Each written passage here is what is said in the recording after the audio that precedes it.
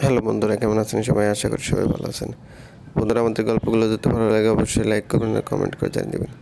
চ্যানেলে যদি নতুন হয়ে থাকেন অবশ্যই সাবস্ক্রাইব করে পাশে থাকা বেল আইকনটি প্রেস করে রাখুন।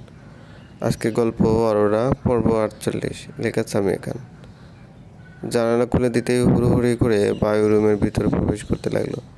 ইমতিয়াজ বুক ভরে তা গ্রহণ করে পিছনের দিকে তাকালো। বৈশাখী চোখের পানি নাকের পানি একত্রে করে ফেলেছে। তার গলার সাদা চামড়া শীতের কারণে বা দুশ্চিন্তার যে কারণেই হোক বড্ড রুক্ষতা ধারণ করে আছে। চুলে বেশ কয়েকদিন ধরে চিরুনি পড়েনি। ইমতিয়াজ জানে এরকম অগোছালো নয় বৈশাখী নামের মেয়েটা। তবে ভিতরে যখন জ্বর বয়ে যায় তখন বাইরে হেন রুক্ষতায় প্রকাশ পায়। আমাকে ডিভোর্স দিয়ে দিবেন? বৈশাখীর জলে পূর্ণ চোখগুলোর দিকে তাকালো ইমতিয়াজ। সেই চোখ দুটো যেন বারবার আকুতি করছে ইমতিয়াজকে এমন সিদ্ধান্ত নিতে না করছে। পাশে সে বসো বৈশাখী। ইমতিয়াজের সান্নিধ্যে যাওয়ার লোভ সামলে উঠতে পারল না বৈশাখী। পাশে এসে বসলো। বেশ কয়েকদিন ধরে ব্যক্তিটার থেকে এমনিতেও দূরে আছে সে। কবে এই দূরত্বটা ঘুচবে? দেখো বৈশাখী, তোমাকে যদি এখন আমি ডিভোর্স দেই তবে কতটা অন্যায় হবে সেটা তুমি জানো। বৈশাখী ইমতিয়াজের দিকে তাকিয়ে মাথা দুলিয়ে না করলো সে জানে না। লঘুভাবে গুরুদণ্ড হয়ে যাবে। এছাড়াও আমি তোমার প্রতি দুর্বল। আমাদের ভালোবাসা তো মিথ্যে হতে পারে না। বৈশাখী শব্দ করে কেঁদে ফেলল। মাফ করে দেন ডাক্তার, এই ভুল কখনো করব না আর। এরকম অবকাশই পাবে না। তবে মাপ না শাস্তিই পাবে তুমি। অরোরা নির্দোষ ছিল, যদিও এখন মনে হচ্ছে মেয়েটা বেঁচে গেল। বৈশাখী ভীতমাখা কণ্ঠে জিজ্ঞেস করলো, কী শাস্তি? ভুলে যাও আমাদের বিয়ে হয়েছে। এইমাত্র না বললেন ডিভোর্স দেবেন না? দয়া করে এমন করবেন না আমার সাথে। আমি তো বলিনি ডিভোর্স দেবো। পুরোটা শোনো। তুমি 1 সপ্তাহের মধ্যে হোস্টেলে চলে যাবে। এরপর যতদিন না একজন যোগ্য ডক্টর হয়ে উঠছো ঠিক ততদিন তোমার আর আমার সব যোগাযোগ বন্ধ। তুমি নিজের বাবার সাথেও যোগাযোগ করতে পারবে না এবং টপ করতে হবে সব এক্সামে। এটা কেমন শাস্তি হলো? এটাই উচিত শাস্তি। তুমি ফাঁকিবাজ, পড়াশোনা ঠিকমতো কখনো করনি। টপ করতে গিয়ে জান বের হয়ে যাবে তোমার। আর যদি মেডিকেলে চান্সই না পাই তাহলে 5 বছরের জন্য আমি ইন্ডিয়া চলে যাব। যাই করো, তোমাকে 5 বছরের বনবাস পালন করতেই হবে। খালি বসে থাকার থেকে সময়টা কাজে লাগাও, ভালো ডক্টর হও। ইমতিয়াজের চোখে মুখে চালাকি স্পষ্ট দেখতে পাচ্ছে বৈশাখী। এটা বুঝতে পারছে তার জ্ঞান বুদ্ধি কম হওয়ায় পূর্ণ ফায়দা তুলছে ইমতিয়াজ। এখন আরও বেশি আফসোস হচ্ছে বৈশাখীর নিজের বাবার কথা শোনার জন্য। এতদিন কিভাবে একা থাকবে সে? সায়ন নুরনাহারের কোলে মাথা নিয়ে মেঝেতে বসে আছে, দুজনের দৃষ্টি টিভির দিকে।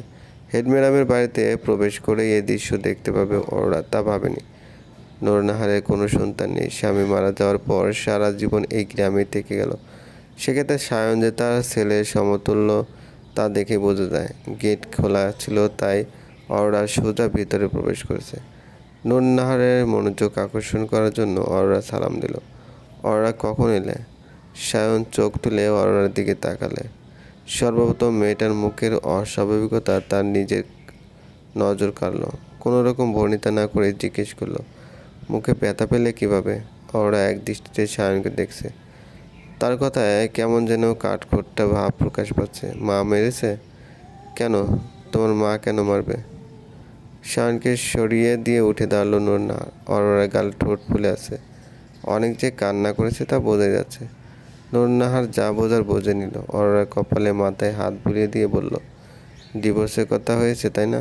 নাক টেনে অরোরা জবাব দিল, কালকে তারা এসেছিল, তাই আমাকে নিয়ে যেতে চাইল। আমি ডিভোর্স চাই।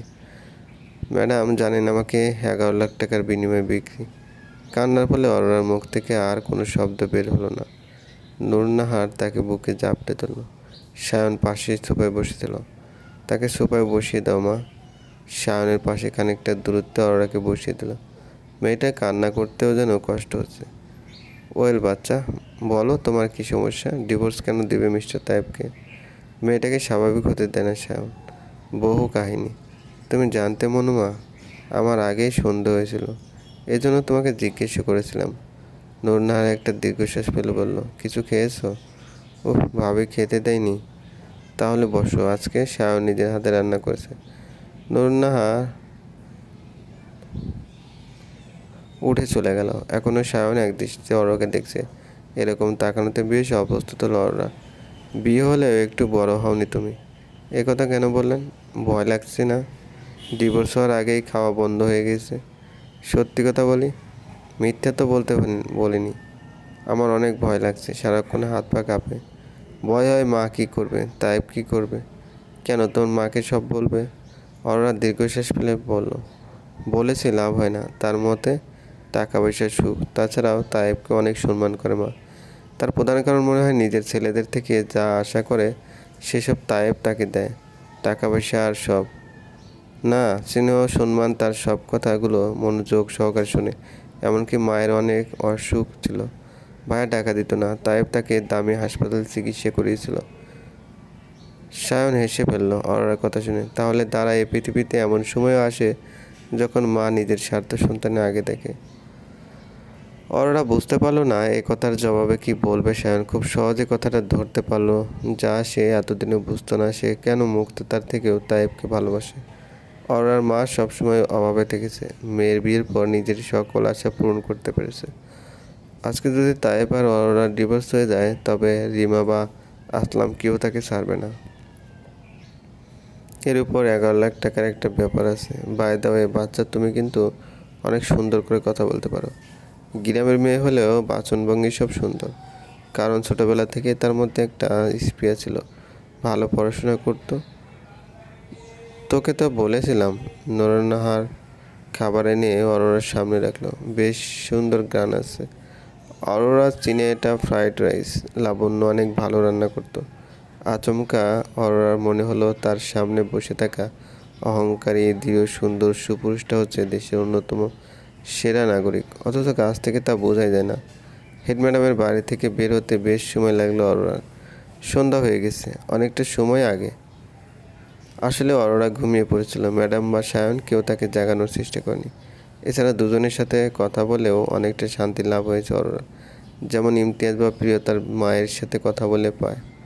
বাড়ি থেকে বের হয়ে দুজনকে দেখে একেবারে দুর্বল হয়ে গেল অরোরা। সামনে তায়েব আর রিমা দাঁড়িয়ে আছে, ম্যাডামের বাড়ির ঠিক অপর পাশে। বোঝা যাচ্ছে তারা এত সময় ধরে অরোরার জন্য অপেক্ষা করছিল। তাকে দেখে তায়েব এগিয়ে আসতে নিবে এমন সময় সায়ন এসে অরোরার পাশে দাঁড়ালো। তাকে দেখে তায়েব যে খুব একটা চমকালো তা নয়, উল্টো মৃদু হেসে অরোরার সামনে দাঁড়ালো। এজন্যই তো বলি আমার ছোট্ট বউটা এত সাহস পায় কোথা থেকে। অরোরা গায়ে একটুও লাগলো না কথাটা, উল্টো দৃঢ় সুরে বলল, বলতে পারেন এসব কথা, আপনার বেলায় কিছুই যায় আসে না। না অরোরা, আমি জানি তোমার আর সায়নের মধ্যে কোনো কিছুই নেই, তবে তা যে ভবিষ্যতে হবে না সে বিষয়ে বড্ড সন্দেহ আছে। হঠাৎ সায়ন বলে উঠল, ওয়েট ওয়েট মিস্টার তায়েব, কিছু ভাবার আগে আমি ফ্ল্যাশ লাইট অন করে দিচ্ছি। মেয়েটার মুখের অস্বাভাবিকতা নিজেই দেখে নিন। অরোরার মুখে আচমকা লাইট লাগায় চোখ কুঁচকে ফেলল সে। তার গাল ঠোঁট এখনো ফুলে আছে। তাই এগিয়ে এসে সেসব জায়গায় আলতো স্পর্শ করলো। কে মেরেছে তোমাকে? অরোরা কোনো ভনিতা ছাড়াই বলল, মা। কেন? আব্বা আমাকে খুব বেশি আদর করতো না, কিন্তু সে মারা যাওয়ার পর সকলে আমার পর হয়ে গিয়েছে, এমনকি মা নিজেও। চলবে। গল্পটি ভালো লাগলে অবশ্যই লাইক করবেন আর কমেন্ট করে জানিয়ে দেবেন। ধন্যবাদ।